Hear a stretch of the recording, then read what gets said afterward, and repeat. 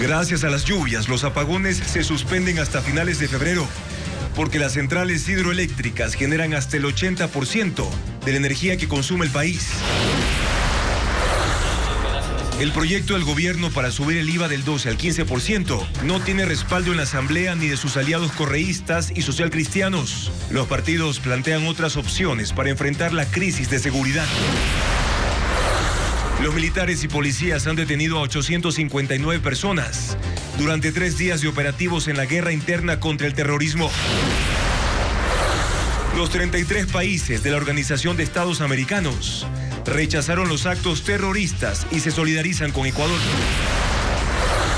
Estados Unidos enviará al Ecuador una delegación para conversar con el presidente Noboa sobre su apoyo contra el terrorismo.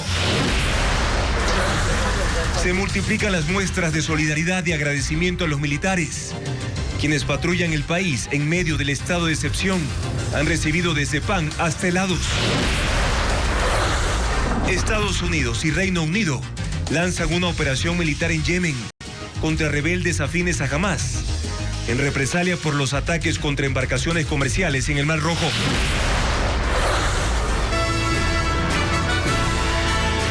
Buenas noches, amigos. Bienvenidos a Televistazo Estelar. Hasta finales de febrero no habrá apagones en Ecuador. Las lluvias sirvieron para acumular suficiente agua en las hidroeléctricas. Francisco Garcés con el anuncio.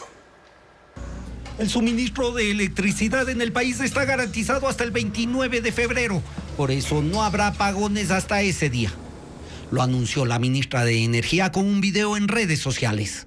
Gracias a los sectores industriales, residenciales y comerciales por arrimar el hombro y porque esto nos permite salir adelante. Las lluvias en el país son la causa de la buena noticia. Han permitido que los caudales de los ríos se recuperen y con ellos los embalses de las principales hidroeléctricas. El embalse de la Central Mazar en el río Paute se ubicó en 2.143 metros de altura, cuando hace un mes se encontraba en 2.123 metros. El embalse de Amalusa, también en el Paute, se mantiene hace un mes en 1.982 metros, 12 por encima de su mínimo de funcionamiento seguro. Las centrales Molino, Mazar y Sopladora, que están en ese mismo río, funcionan de forma permanente, cuando en la parte más crítica del estiaje llegaron a estar apagadas la mayor parte del día. Ahora entregan el 35% de la energía hidroeléctrica del país, superando a Coca-Cola Sinclair, que este miércoles, por ejemplo, entregó el 22% de la hidroelectricidad. Según las autoridades, los niveles de los embalses son suficientes para garantizar la provisión de energía hasta finales de febrero. En conjunto, las hidroeléctricas están produciendo entre el 75 y el 80% de la energía eléctrica que se consume en el país. Las termoeléctricas bordean una producción del 20%, por lo que la importación de energía de Colombia no llega en los últimos días ni al 1% de la electricidad que consume el Ecuador.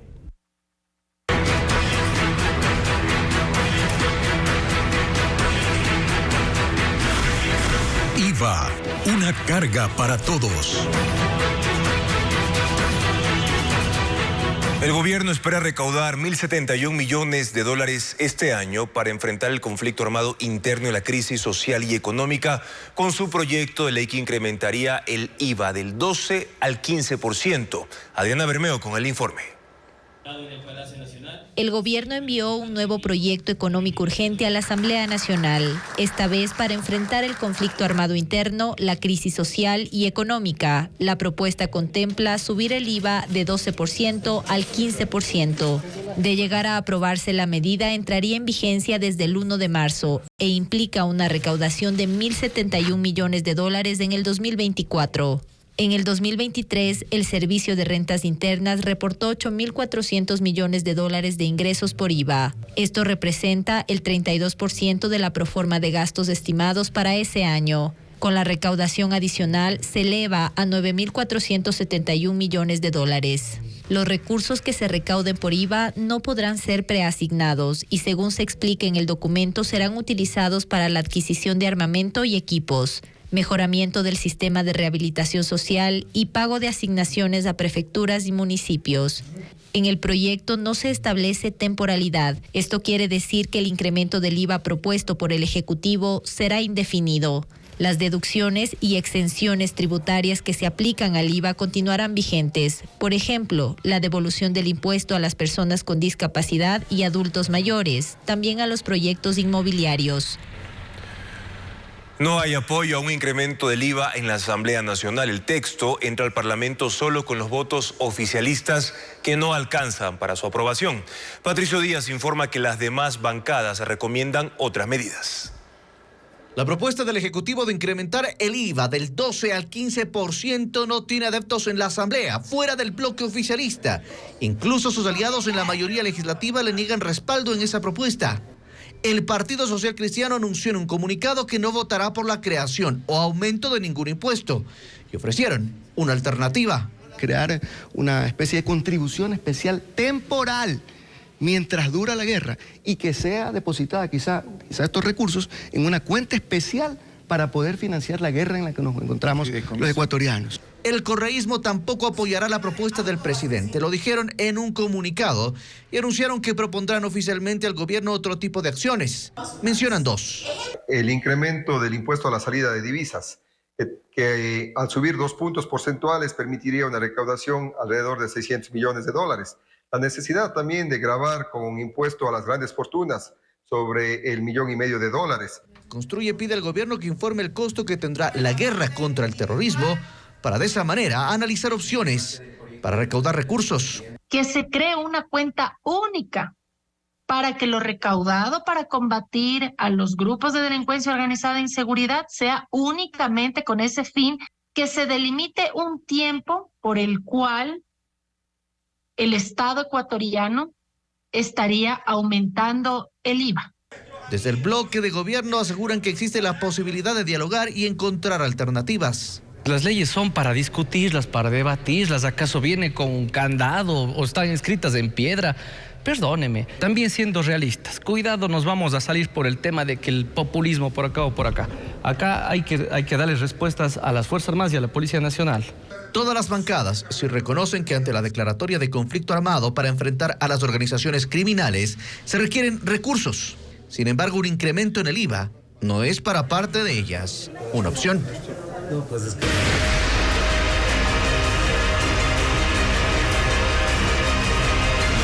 La guerra, las secuelas del terror.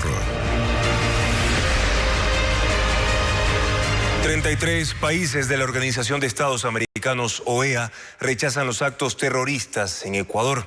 El Consejo Permanente aprobó una resolución de apoyo al país. Este viernes, el Consejo Permanente de la Organización de Estados Americanos, OEA, sesionó para analizar el conflicto armado en Ecuador. La canciller Gabriela Sommerfield expuso ante 33 países miembros reunidos en Washington la escalada de violencia que, según ella, se inició con el caso Metástasis. La fiscal general del Estado, Diana Salazar, advirtió que como respuesta a este operativo, existiría una escalada de violencia. Incrementó con el anuncio de trasladar a cabecillas de bandas a la cárcel La Roca y se agravó con la fuga de presos. Sommerfield expuso los resultados de las operaciones tras la declaratoria de guerra contra 22 grupos criminales y explicó la necesidad del apoyo internacional. El sistema interamericano debe contribuir a la articulación de la cooperación, la construcción de capacidades y la transferencia de tecnología para superar los desafíos que presentan las amenazas a la seguridad. El Ecuador no puede bajar los brazos frente al narcoterrorismo. La ciudadanía y el gobierno ecuatoriano no permitirán que se imponga la violencia en el país.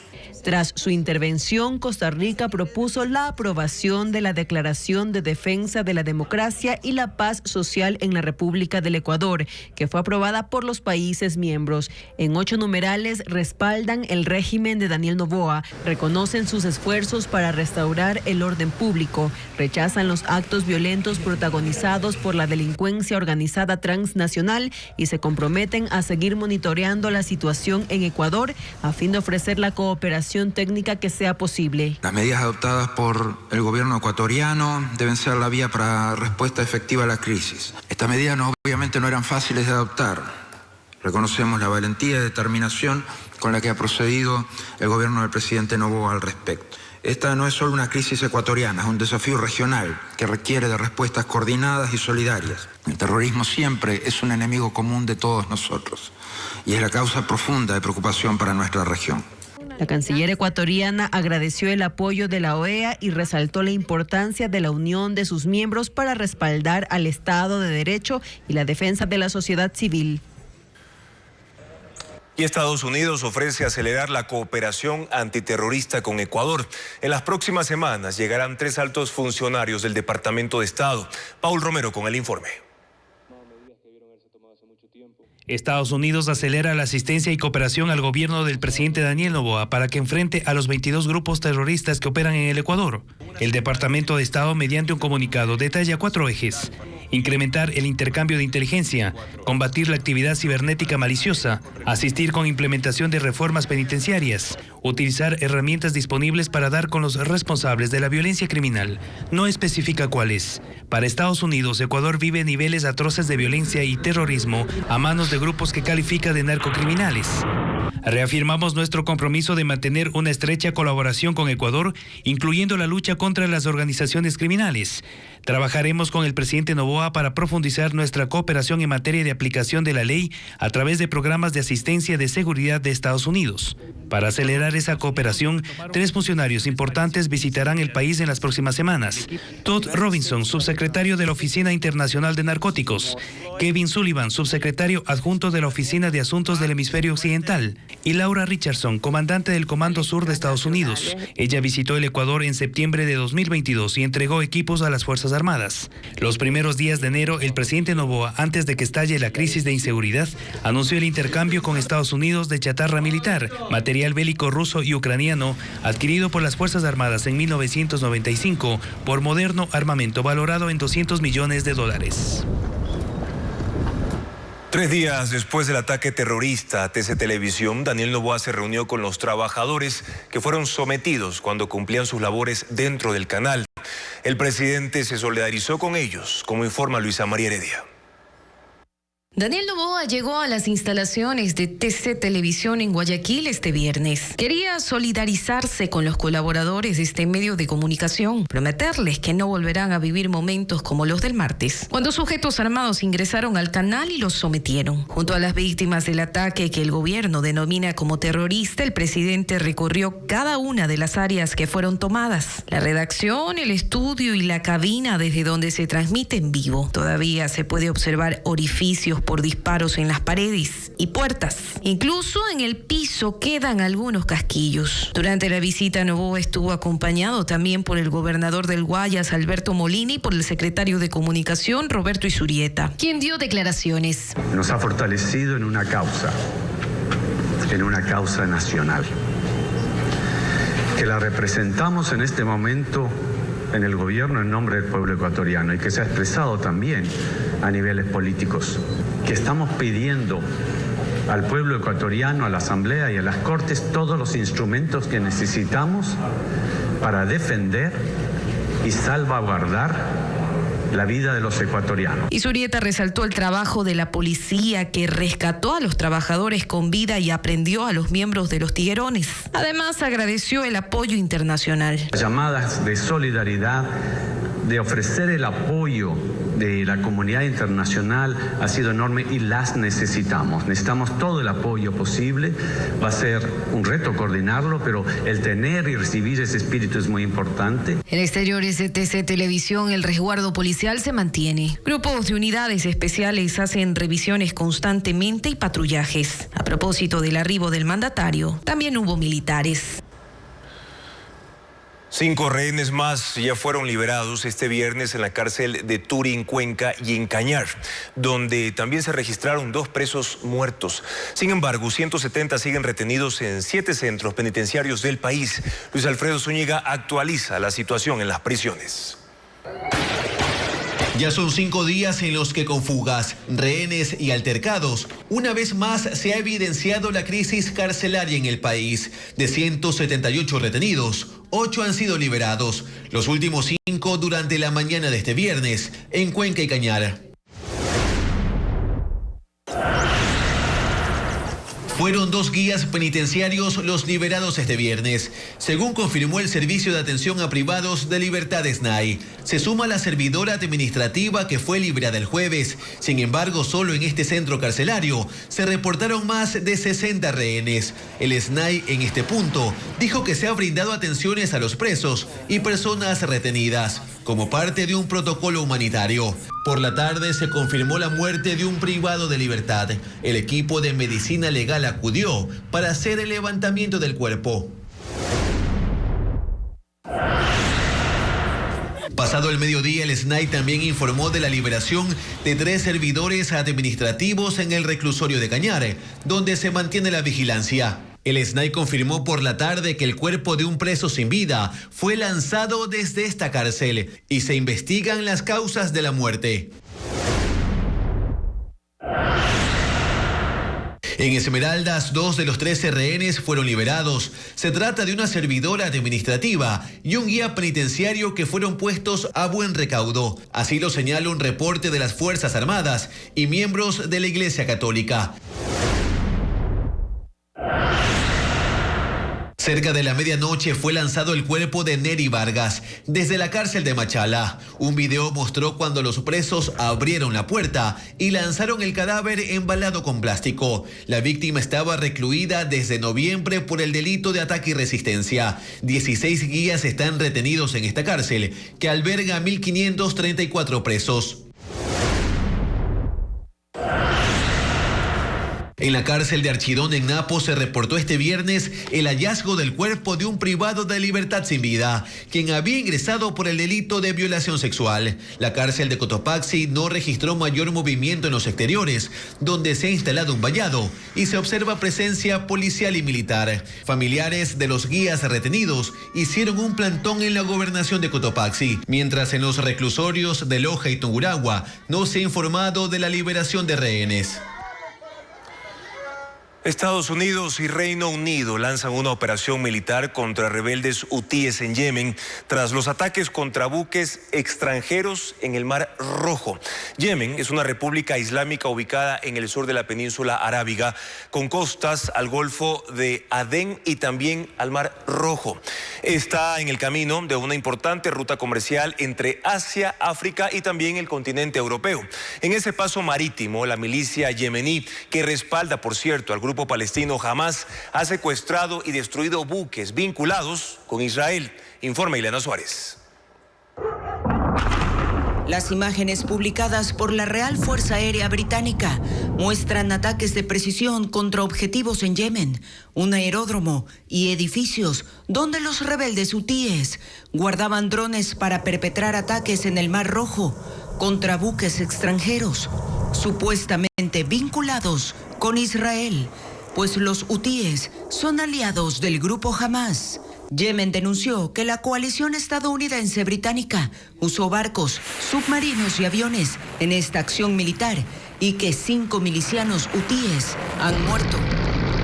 Washington y Londres aseguran que buscan proteger el comercio internacional y la navegación por esa importante ruta marítima, pues los hutíes han atacado ya a 27 embarcaciones mercantes y petroleras, lo que amenaza con aumentar los precios del crudo y sus derivados. Pero hay además la preocupación de la comunidad internacional ante la posibilidad de una extensión del conflicto en Medio Oriente hacia el resto de la región.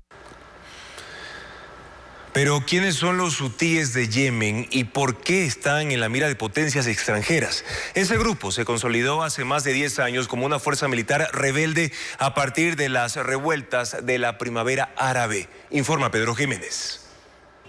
Yemen es el país más pobre del mundo árabe y en la década de los 90, Hussein al-Houthi, un líder religioso en el noroeste del país, condujo la formación de una organización política y armada de carácter islamista. Son los hutíes, que se llaman a sí mismos partidarios de Dios, y su intención es la protección del Islam en ese territorio.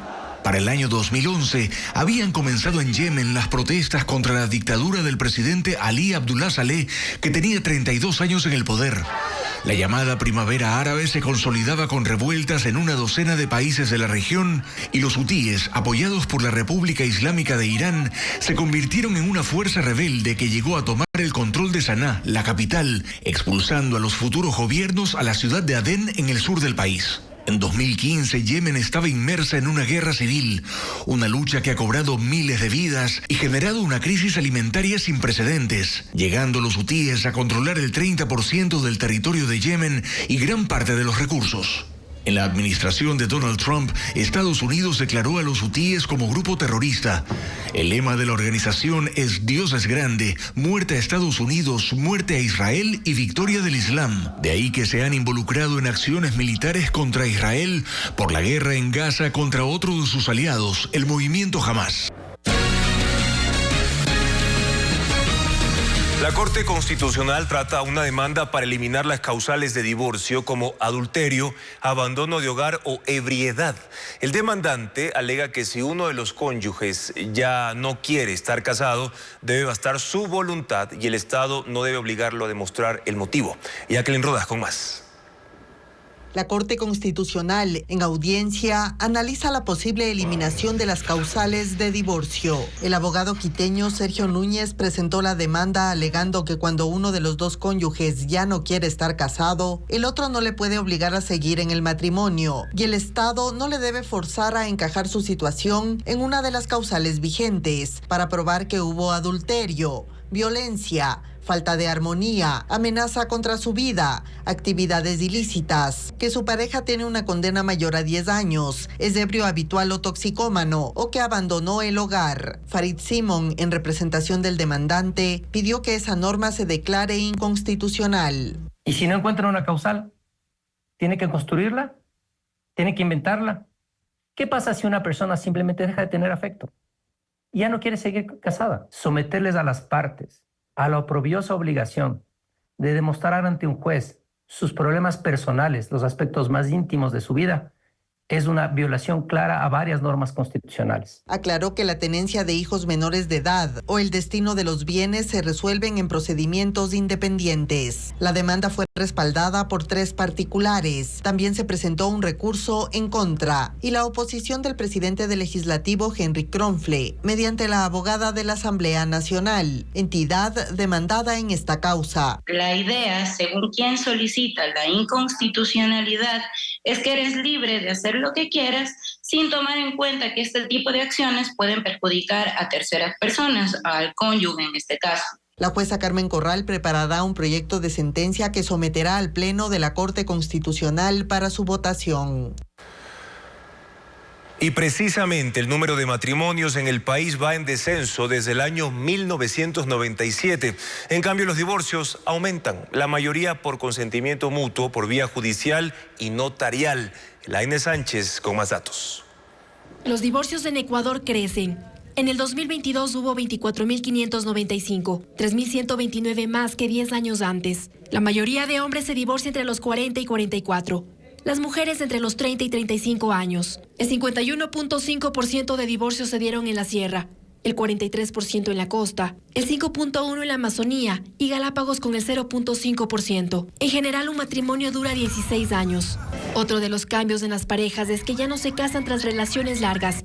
Y si lo hacen es pasados los 30 años. En el 2022, los hombres se decidieron a los 35, mientras que las mujeres a los 32 años, algo que no se veía en el 2015, cuando se casaban a partir de los 20 años. Las principales causas de divorcio tienen que ver con pactos que se rompen, la poca comprensión y la falta de comunicación, el desempleo que deriva en una crisis económica y la religión que antes era un factor de unión, hoy no pesa. En cambio, los grupos feministas sí cuentan, porque han visibilizado la violencia de género y la importancia de no callar, que ha llevado a la separación definitiva de las relaciones tóxicas.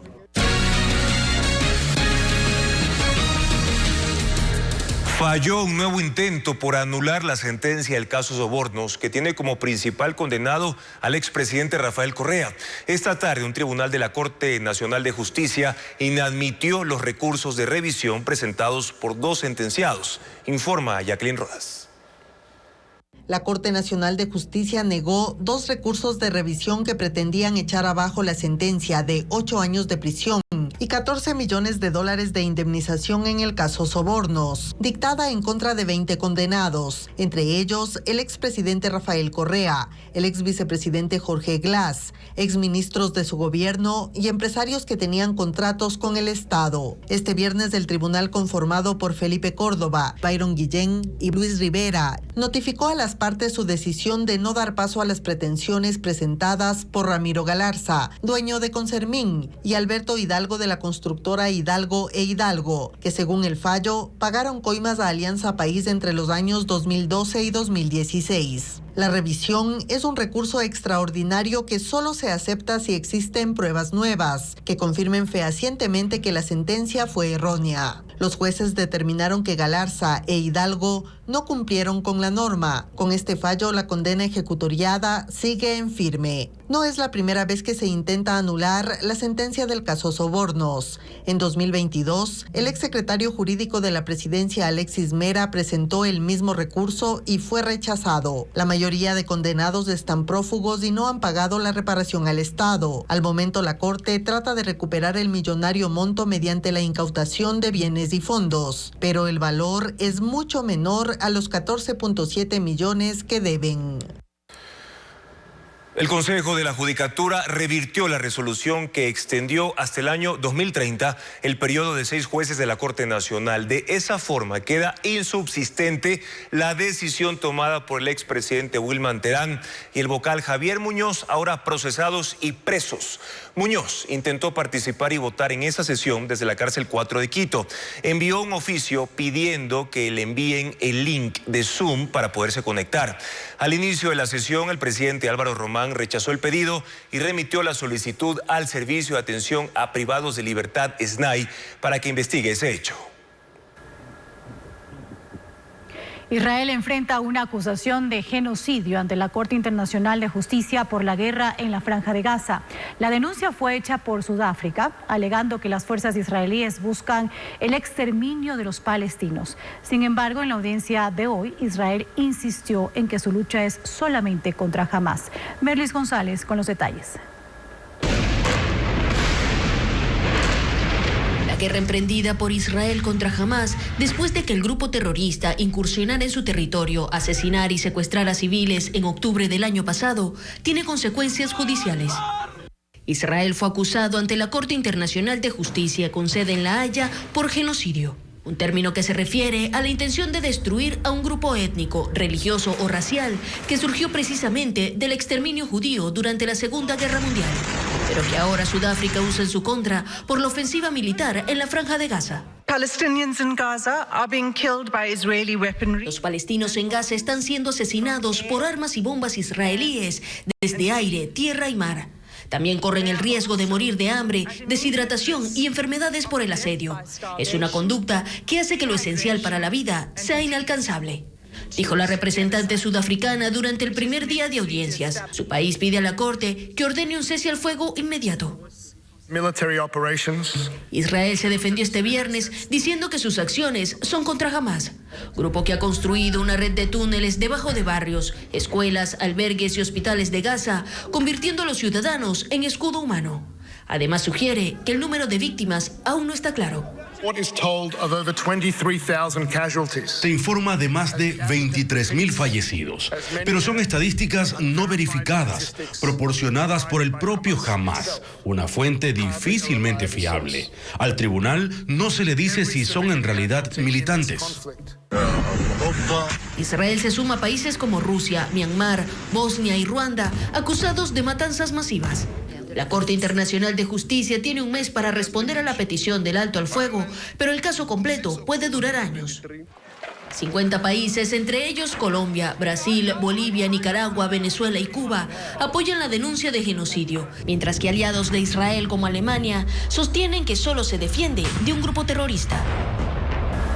La justicia de Colombia mantiene como imputado a Nicolás Petro Burgos, el hijo mayor del presidente colombiano Gustavo Petro. Está acusado de lavado de activos y enriquecimiento ilícito. La defensa había solicitado la nulidad del juicio, alegando violación de garantías procesales. Los cargos presentados por la Fiscalía surgen del testimonio de la ex esposa de Nicolás Petro, Daisuris Vázquez, quien lo señaló de recibir grandes sumas de dinero en efectivo de Samuel Santander López Sierra, condenado por narcotráfico en Estados Unidos. Supuestamente una parte del dinero ingresó a la campaña presidencial de 2022. Y la Casa Blanca afirma que la ayuda militar de Estados Unidos para Ucrania se ha detenido por completo por la falta de un acuerdo en el Congreso para seguir apoyando a ese país contra la invasión rusa. El presidente Joe Biden ha pedido a la Cámara de Representantes, controlada por los republicanos, que apruebe un paquete adicional de $55 mil millones, pero los congresistas han dicho que solo darán el visto bueno si el gobierno implementa medidas en la frontera entre Estados Unidos y México. Familiares de los rehenes israelíes que están en manos de Hamás protestaron en las calles de Tel Aviv y otras ciudades para exigir su liberación luego de 100 días de cautiverio. Centenares de personas pidieron que se retomen las negociaciones para que los 104 secuestrados regresen a casa.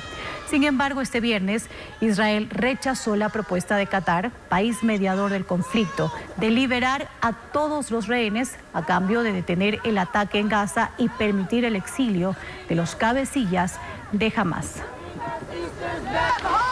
Y Argentina cerró el año 2023 con una inflación del 211.4%, la más alta desde 1990. La devaluación del peso, además, está en un 50% y esto ha llevado al país al primer lugar en el ranking de inflación en América Latina, superando a Venezuela. A escala mundial, solo Líbano tiene una inflación ligeramente mayor a Argentina. El gobierno afirma que esto es un mal necesario, mientras la oposición denuncia la transferencia de ingresos de sectores medios y bajos hacia los más ricos. Los cocodrilos son depredadores con una función vital en los ecosistemas, pero están en peligro de extinción debido a la caza furtiva, la pérdida de hábitat y el cambio climático. En Guayaquil, un proyecto ha capturado imágenes de estos reptiles para sensibilizar sobre la importancia de protegerlos. Fernando Terrano va a preparar un reportaje. En las oscuras aguas del manglar, donde la vida se esconde entre las raíces, un rey se pasea con majestad. Estamos en una ciudadela privada que colinda con la reserva Manglares del Salado y Ecuaterra está avistando en este momento un cocodrilo de la costa. También conocido como cocodrilo americano, en Ecuador, se encuentra en manglares, ríos y lagunas de las provincias de Esmeraldas, Manabí, Guayas, El Oro y Loja. Hemos avistado alrededor de 3 cocodrilos, 3 cocodrilos, algo que es bastante difícil de poder presenciar, pero en esta mañana, pues probablemente por el clima, la marea, nos ayuda a hacer mejor el avistamiento de cocodrilos. Es el reptil más grande presente en el país, con machos adultos que pueden alcanzar los 6 metros de longitud y pesar hasta media tonelada. Pueden nadar hasta 30 kilómetros por hora y permanecer sumergidos hasta 2 horas. Su dieta incluye una amplia variedad de presas como aves, crustáceos y mamíferos. Gran parte de las garzas pues son de hecho alimento común de este animal. No es válido pensar que el cocodrilo podría atacar o pensar en el humano como parte de su dieta, ¿no? Tal vez esto llega a ser un poco más en la visión, digamos, en películas o en alguna ficción, pero la realidad es que el cocodrilo no va a optar por desafiar a un humano. De hecho, lo primero que hacen al momento de ver a una persona es huir.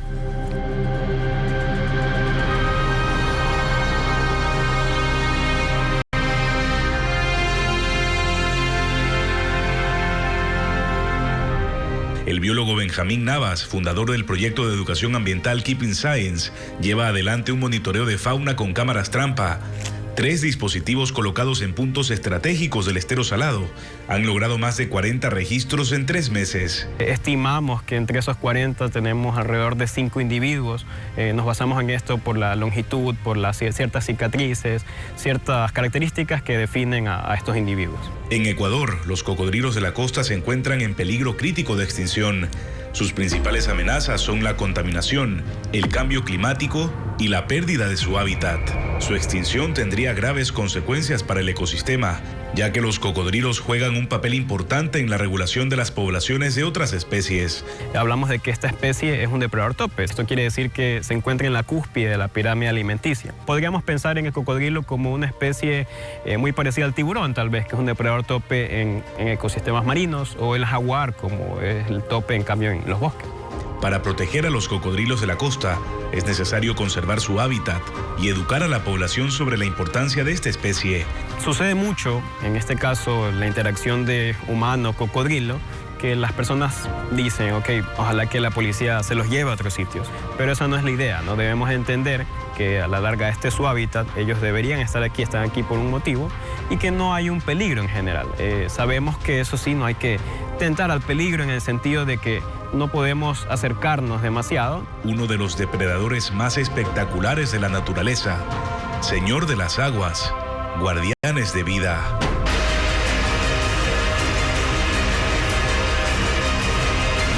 La guerra, las secuelas del terror.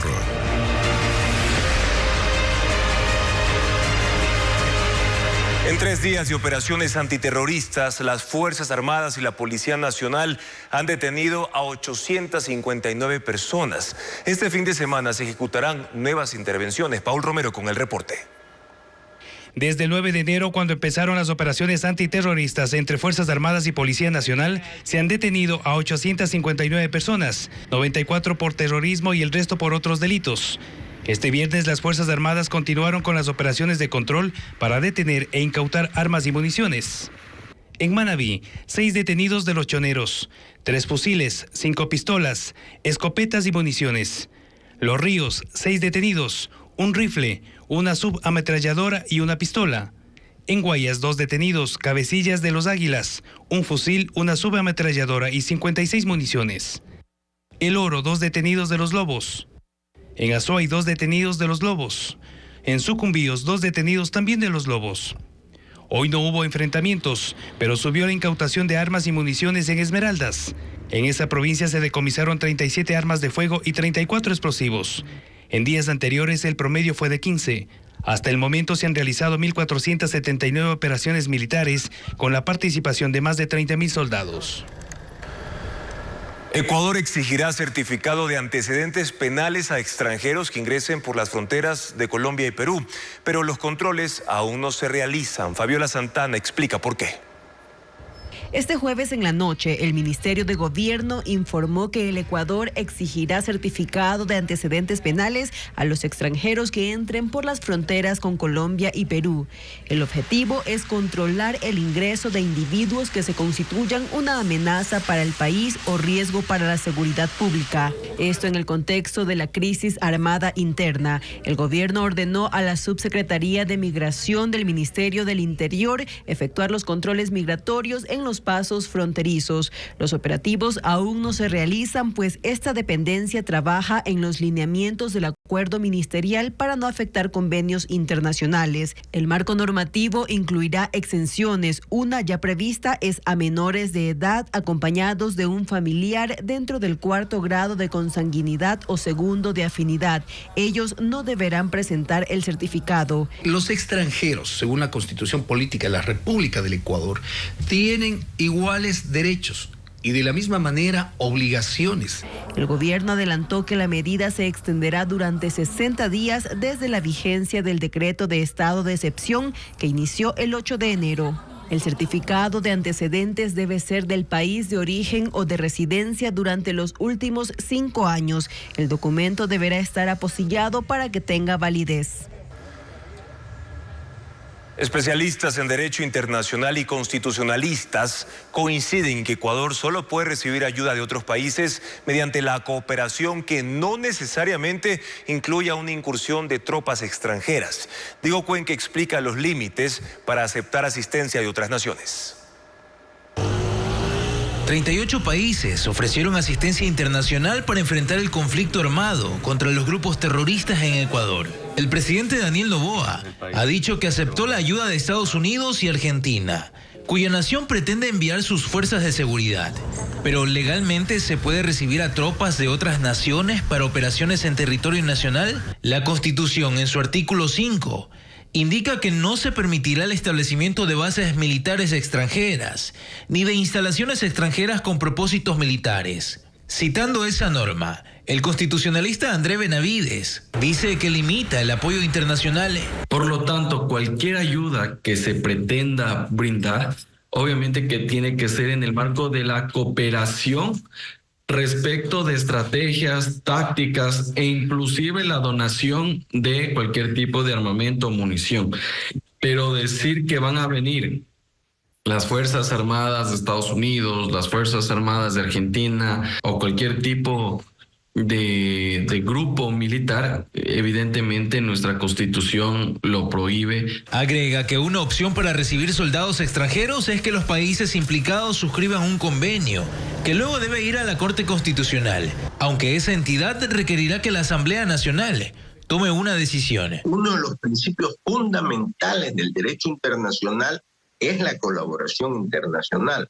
Ahora, las Naciones Unidas y otros organismos han declarado que tanto el narcotráfico es un delito transnacional como el terrorismo un delito de lesa humanidad. Entonces es una disposición, una norma superior que indica que cuando se dan estos casos, los estados y los organismos internacionales deben de cooperar, en este caso al Ecuador, que está en un conflicto armado interno. Por su parte, el presidente Noboa aseguró que recibirá la ayuda con base en el derecho internacional humanitario. Un coronel de policía con 33 años de experiencia fue designado gobernador de Esmeraldas. Se trata de Javier Huitrón, quien en el año pasado fue jefe de la policía en esa provincia. Veamos.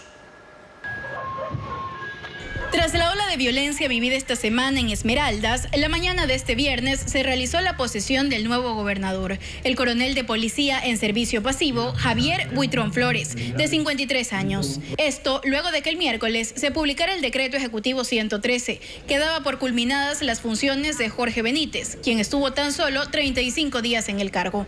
Pero el nombre del gobernador no es nuevo en la provincia verde, pues fue jefe de la policía de Esmeraldas entre marzo y octubre del 2022, y luego volvió en 2023, pero solo por 3 meses, de marzo a mayo.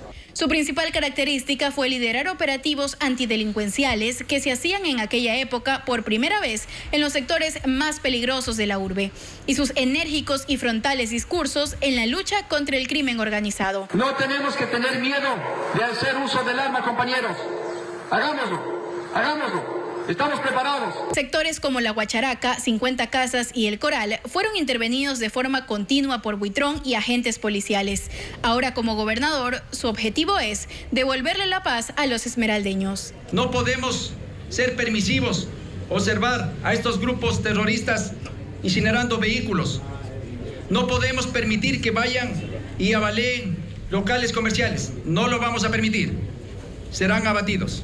El gobernador es oriundo de Salinas, en Santa Elena, y se graduó como ingeniero comercial en la Escuela Politécnica del Ejército. También tiene un diplomado en mediación. Estuvo durante 33 años en las filas policiales, con cargos como jefe de homicidios del Guayas, comandante de policía de Galápagos, jefe de la Unidad Judicial de Napo, agregado policial en la Embajada de Ecuador en Washington, D.C., y presidente de la Agrupación de Policías de Latinoamérica e Iberoamérica.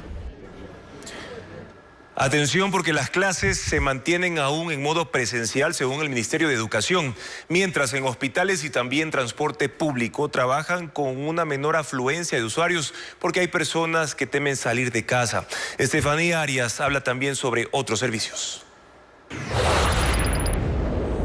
La no presencialidad en las aulas se mantiene a escala nacional. Así lo indicó el Ministerio de Educación en un comunicado, sin precisar hasta cuándo. En este mismo señalan que monitorean la situación minuto a minuto. Esta medida aplica en instituciones fiscales, fiscomisionales, municipales y particulares. También se mantiene el teletrabajo para el personal que labora en esos centros.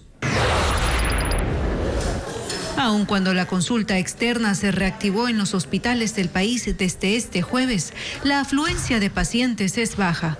En el Hospital del Día Efrén Jurado López del IES en Guayaquil, el ausentismo llegó al 70% este viernes. Lo mismo ocurrió en el Abel Gilbert Pontón, en el sur de la ciudad. Según las autoridades, esto se debe al temor de las personas de salir de casa. Sin embargo, agregaron que las citas fueron reprogramadas. Mientras en el Hospital Martín y Casa en Babahoyo, provincia de Los Ríos, la afluencia es masiva en el área de emergencia. Los ingresos fueron resguardados por la policía y está pendiente el reagendamiento de 350 citas médicas en consulta externa. Las cooperativas han decidido trabajar con menos vehículos porque la afluencia de pasajeros es menor a la usual. Un bus al día llega a tener 300 usuarios, cuando la cifra normal es 600. Por eso en Guayaquil solo el 60% labora. Una situación que se repite en Loja, donde solo el 75% de la flota está operativa. Incluso el horario se ha reducido y los recorridos son hasta las 20:30. El panorama es distinto en Babahoyo. Las 36 cooperativas se han reactivado en la terminal terrestre y el resguardo policial incluye requisa en los ingresos.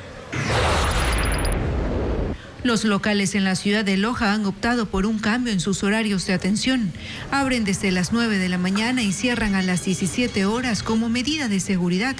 En la bahía, en el centro de Guayaquil, ocurre lo mismo. El 80% de los comercios están activos, pero atienden hasta las 4 de la tarde, cuando antes se recibían clientes hasta las 6 de la tarde.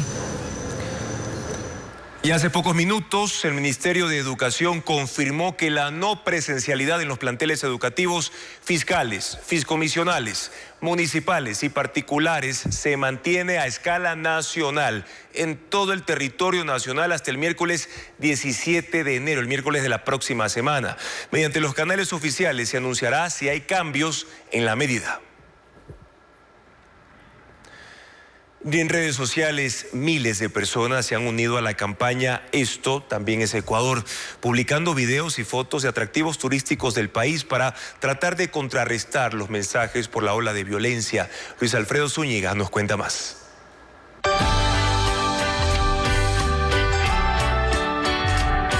Se trata de la campaña Esto también es Ecuador. La intención de miles de usuarios en redes sociales ha sido mostrar imágenes positivas con paisajes naturales de las 4 regiones y la gastronomía del país, con el fin de contrarrestar la gran cantidad de información negativa que ha surgido a raíz de la ola de violencia. En Instagram se observan lugares como el Panecillo, además iglesias, parte de la fauna y playas. También hay mensajes de aliento. Hoy más que nunca sabemos que somos más que una mala noticia. Cada rincón de Ecuador es una maravilla.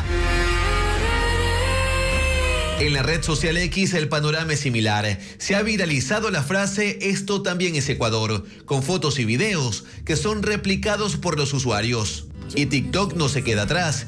Los ciudadanos muestran el centro de Quito y Galápagos, diciendo que los buenos somos más. Y muchos videos están musicalizados con la canción Yo nací aquí.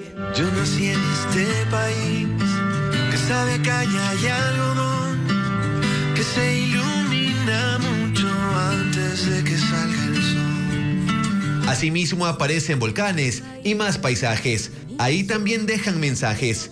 Ecuador es un país maravilloso que no merece vivir lo que está viviendo. Les deseo fuerza y mucha calma para todos. Una iniciativa de ecuatorianos como respuesta a la situación que se vive y con la esperanza de que exista un cambio.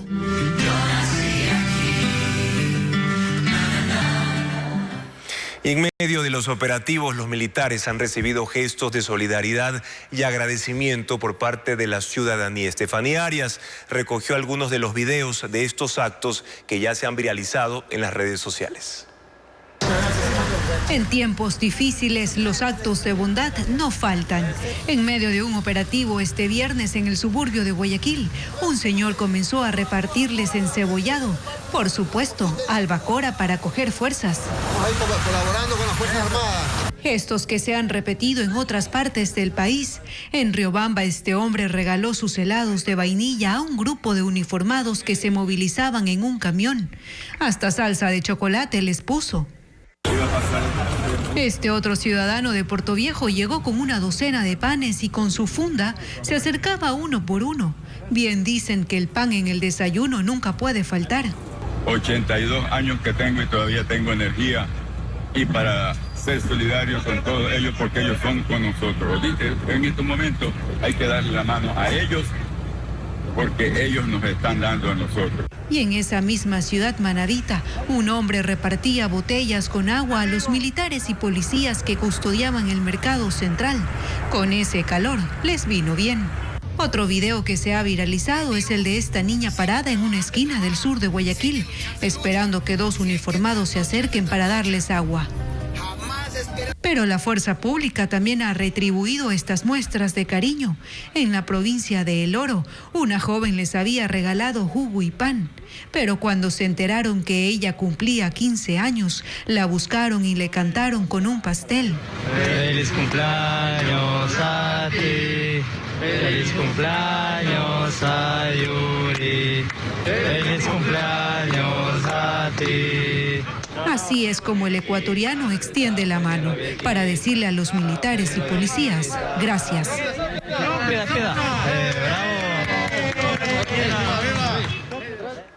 Y ahora hablemos de la información falsa y también el desconocimiento para actuar en casos de terrorismo que provocan caos y alteran a la gente. Elaine Sánchez aborda recomendaciones de los especialistas para mitigar el impacto del estrés, el nerviosismo y el miedo. El terrorismo es un escenario desconocido y nuevo para el cual el país no está listo. No existen protocolos oficiales establecidos para instruir a la población y dar herramientas para actuar en una crisis. ¿Pero qué hacer? Apagar este tipo de incendios en autos es un error según los expertos, ya que en el interior puede tener explosivos que se activan al mínimo contacto. Al hacerlo, expone a las personas que se encuentran a una cuadra a la redonda debido a la ola expansiva del artefacto. Aléjese del lugar con calma y llame de inmediato al ECU 911. En el caso de encontrar un paquete hay 3 reglas. No mover, no tocar y no abrir. Usualmente los terroristas dejan cartones envueltos con cuerdas, cintas adhesivas o tipo regalo para llamar la atención. El contenido es incierto y puede ser descubierto con seguridad por agentes especializados de la policía. Alerte al resto de personas con prudencia y llame al número de emergencia. Si un artefacto ya estalló en calles o edificios, hay que tomar distancia. Identificar un sitio seguro y notificar de inmediato a las autoridades. Es importante ayudar a niños y a los adultos mayores. En caso de personas extrañas merodeando algún sector, se puede alertar a la policía. Si es un carro desconocido estacionado por más de 2 horas, puede ser reportado al ECU 911. Si es posible, anotar la placa, modelo y color para poder identificar al propietario.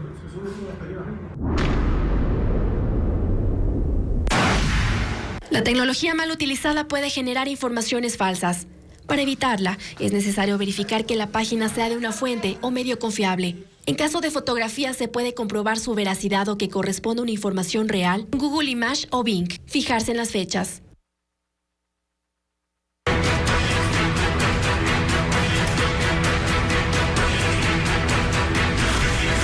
IVA, una carga para todos. Un eventual incremento de 3 puntos del IVA no solucionaría la profunda crisis fiscal del país. Equilibrar las cuentas públicas requiere de más acciones. Sin embargo, analistas sostienen que ese aumento viabilizaría la llegada de financiamiento de los organismos multilaterales. Para dimensionar el impacto de la propuesta presidencial de incrementar en 3 puntos el impuesto al valor agregado, hay que tener claridad sobre el estado de las finanzas públicas. El 2023, según el Observatorio de la Política Fiscal, cerró con un déficit de $5.800 millones. Esa fue la diferencia entre los ingresos del Estado y sus gastos. La necesidad de financiamiento, donde se suma el pago de amortizaciones de la deuda pública interna y externa, se ubicó cerca de los 11.000 millones. De ese total, 5.000 se cubrieron con atrasos en los pagos a los gobiernos autónomos descentralizados, al Instituto Ecuatoriano de Seguridad Social y a los proveedores del sector privado. Y la diferencia se cubrió con financiamiento que provino de la colocación de bonos en el IES, en el sector financiero privado, y algo que llegó de los multilaterales. Pero eso fue el año pasado. El 2024, la cosa luce más compleja, porque está prevista una caída de casi $600 millones en la recaudación tributaria, ya que no habrá cobro del impuesto extraordinario al patrimonio de las grandes empresas. A eso hay que sumar una merma de 800 millones por la no explotación del bloque petrolero ITT y los costos no cuantificados de la guerra contra el terrorismo. No son esos los únicos factores a considerar, porque la decisión de no continuar con la política de reducción del impuesto a la salida de divisas le asegura $500 millones al fisco, y la primera reforma tributaria aprobada en diciembre representan 800 millones más. En cuentas simples, los 3 puntos del IVA en lo que resta del 2024 representarían $1.071 millones y no son suficientes para cerrar la brecha fiscal. Pero los analistas coinciden en que es un paso que abriría puertas a un eventual financiamiento por parte del Fondo Monetario Internacional y de otros organismos multilaterales, que tampoco es el mejor de los escenarios, pero sin duda es preferible, dicen, equilibrar el presupuesto con préstamos y no con atrasos. Durante una reunión esta tarde, empresarios y representantes de gremios privados plantearon a la ministra de Producción definir la focalización de subsidios y reducir el gasto público como alternativas para obtener recursos que ayuden a enfrentar la guerra interna. William Young estuvo en esa cita.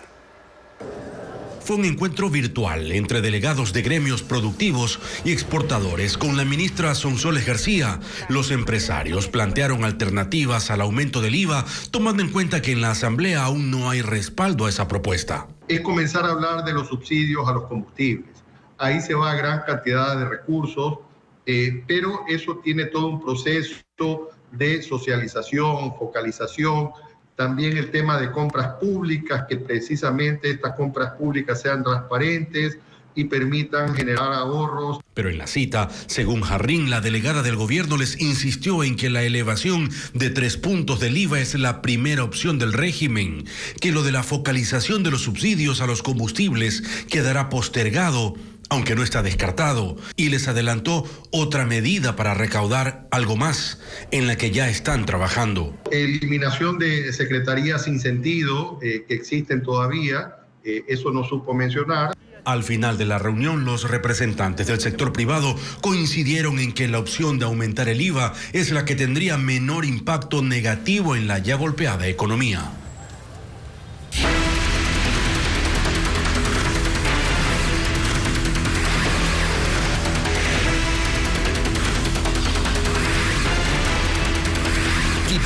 A rescatar el centro. La llegada del metro de Quito dinamizó el centro histórico y a sus más de 400 restaurantes, hoteles y cafeterías. Esta zona no lograba reactivarse desde la pandemia y ahora da muestras de resurgir. Carla Delgado con una nueva entrega de este tema especial. Aunque el centro histórico rebosa problemas, no queda duda de que es un lugar encantador. La gastronomía es única. El casco colonial alberga 378 restaurantes y cafeterías, como esta, la de San Agustín, que tiene 165 años y prepara los mejores helados de paila de la zona. En su historia, cuenta el gerente, enfrentaron conflictos por estar cerca del Palacio de Gobierno, aunque la pandemia ha sido su peor momento. Hoy, con el metro ha vuelto su época dorada. Nosotros hemos duplicado ventas. El 8 de diciembre fue la venta más fuerte en hace 20 años. Cola de gente para ingresar a tratar de tomar helados, comprar los dulces tradicionales. Fue muy bonito ver que la gente vuelve al centro histórico. Para ellos, es el momento para el renacer de la zona, en el que todos deben arrimar el hombro.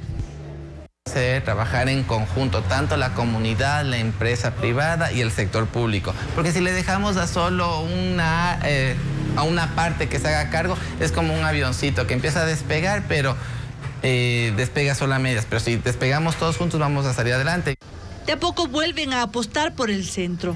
Se abren locales, se renuevan otros, porque empresarios y comerciantes creen que no aprovechar este lugar patrimonial sería una locura. Porque sabemos que es una joya patrimonial, es el centro histórico mejor conservado de Latinoamérica y creo que tenemos la obligación y la responsabilidad de darlo a conocer. Los hoteleros, y son 49, comparten el mismo optimismo. Para nosotros, en especial para mi familia y para mis huéspedes, es una bendición de Dios que se haya inaugurado el metro después de haber esperado tantos años. La arquitectura colonial ofrece vistas privilegiadas y que dejan maravillados a los turistas.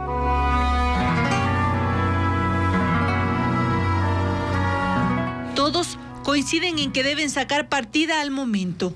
El metro, además de dar accesibilidad a la zona, es la oportunidad que tanto buscaban. 6 grandes rocas que bloqueaban la vía Loax-Santo Domingo fueron removidas con explosiones. Sin embargo, la carretera sigue cerrada por nuevos deslaves debido a las lluvias. El reporte con imágenes de Saracay TV. Con una detonación controlada en el kilómetro 83 de la vía Loax-Santo Domingo, 6 enormes rocas fueron despejadas con dinamita para tratar de habilitar la carretera. Los escombros son colocados como relleno en varios sectores, según informó Néstor Loaiza, director del peaje Santo Domingo, quien precisó los trabajos que se realizarán en la parte superior de la montaña. Vamos a construir la berma y la cuneta de coronación para encauzar el agua y vamos a empezar a hacer terrazas para bajar el material suelto. El martes se hicieron detonaciones similares que despejaron temporalmente la vía y cerca de 100 carros lograron pasar, pero luego se volvió a cerrar porque 800 metros cúbicos de piedras cayeron la madrugada de este jueves. Dispuso pues el cierre de la vía para que los trabajos sean netamente operativos, considerando la vida y los bienes de las personas que transitan por esta red vial. Después de las detonaciones, algunos aprovecharon para pasar caminando, pese al miedo que sentían, pues de la montaña seguían cayendo fragmentos. Sigan trabajando más para que haga paso más rápido, adecuado, porque estamos transitando por las Mercedes y está muy feo el paso por las Mercedes. Habilitar el acceso podría tardar más de 15 días y aún no se han eliminado otras piedras gigantes de la parte alta de la montaña.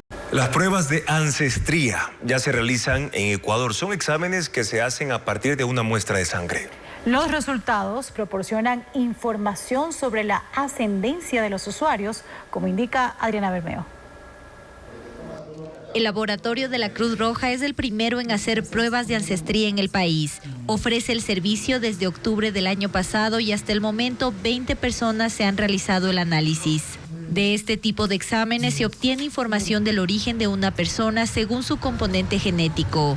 Los resultados se traducen en porcentajes y muestran los grupos poblacionales a los que pertenecieron sus ancestros. También se determina cuál es el aporte de la madre y el padre en la conformación de su código genético. Se le indica cuál es el porcentaje que le corresponde de los grupos poblacionales analizados, cuánto porcentaje tiene de europeo, cuánto porcentaje tiene de nativo americano, cuánto porcentaje de africano. Para realizarse la prueba no se necesita ninguna preparación ni estar en ayunas. Se puede acudir a la Cruz Roja a cualquier hora, presentar la cédula y pagar $150. Los especialistas toman una muestra de sangre y 20 días después llaman al paciente para entregarle el resultado. También se lo explican. Me dedico a la divulgación en redes sociales de la historia del Ecuador y conocer mi propia historia era también un factor importante que me llevó a hacerme la prueba de ancestría. Te complementa desde un lado humano el conocer pues que eres básicamente un ciudadano del mundo y que no eres solamente de una parte. En Ecuador la población tiene un componente ancestral trihíbrido de genes nativos americanos, africanos y europeos. Las personas de la Sierra y Amazonía con un porcentaje nativo americano mayoritario, mientras que en la costa predomina el origen europeo. Hay otros laboratorios que ofrecen este tipo de pruebas en el país y el costo puede hasta duplicarse. Sin embargo, envían al exterior las muestras. Miles de edificaciones prehispánicas se descubrieron en el oriente ecuatoriano. Arqueólogos indican que son las ciudades más antiguas de todo el Amazonas. En la Amazonía ecuatoriana hubo una civilización que nadie imaginaba. Sus vestigios fueron encontrados por arqueólogos que publicaron sus resultados del año pasado. Ellos descubrieron centros urbanos prehispánicos en Morona, Santiago, a 380 kilómetros de Quito. El descubrimiento es considerado un enorme aporte porque las ruinas tienen cerca de 2.500 años, un milenio más que cualquier otra sociedad compleja asentada en la región. Pero lo que esto demuestra es precisamente es que eran sociedades muy complejas, organizadas y muy seguramente jerárquicas. Más de 5.000 montículos de tierra hechos por humanos se levantan a lo largo del valle del río Upano. Son casas y templos que se construyeron sobre bases cuadriculadas de 4 metros de alto. También hay plazas y caminos. Y bueno, plazas excavadas, montículos con cimas cortadas, etcétera, que dan un total de 7.400 elementos en positivo, por así decirlo, o cimas truncadas o montículos construidos, y hasta un total de unos 450 kilómetros de caminos excavados. Todo está escondido bajo toneladas de tierra que se acumuló con los años. No son visibles salvo por dispositivos de última tecnología. Aunque en 1970 ya se hicieron las primeras observaciones de las tolas, en el 2015 el Instituto Nacional de Patrimonio lideró una investigación arqueológica que se extendió hasta el 2023. Se utilizó la técnica llamada LIDAR. Desde un avión se lanzan pulsos con un láser que mapea lo que está abajo de la cubierta forestal. Cerca de 10 personas de Ecuador, España y Rusia participaron de esta investigación.